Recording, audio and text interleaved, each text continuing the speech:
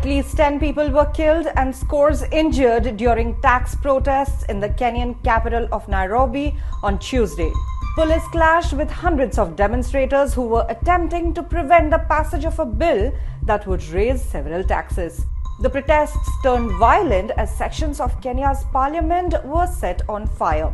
Protesters overwhelmed the police and stormed the compound, according to news agency Reuters Witness.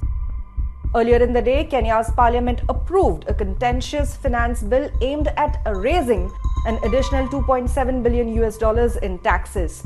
This is a part of an effort to manage the country's heavy debt load, with interest payments consuming 37% of annual revenue. The bill was passed just before Parliament adjourned as protesters swarmed outside the building. As clashes erupted in Nairobi and other cities, police used tear gas, water cannons, and fired shots over the heads of demonstrators to disperse the crowds. Protesters, in turn, hurled stones at the security forces.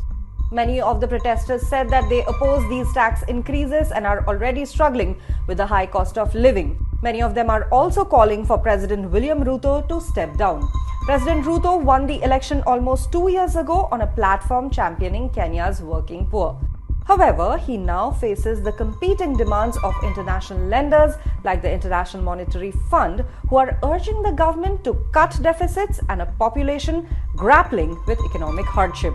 Kenyans are struggling with the lingering impact of the COVID-19 pandemic, the war in Ukraine, 2 consecutive years of drought, and a depreciating currency.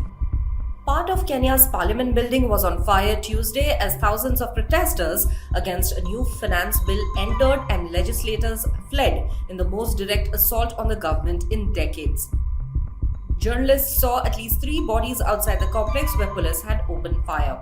The protesters outmaneuvered police to enter parliament shortly after legislators voted to pass the bill. Lawmakers fled through a tunnel, but protesters allowed opposition legislators who voted against the bill to walk out of the besieged building. The office of the Nairobi governor, a member of the ruling party, was also on fire. The office is located near the parliament. Police water cannons were being used to extinguish the fire.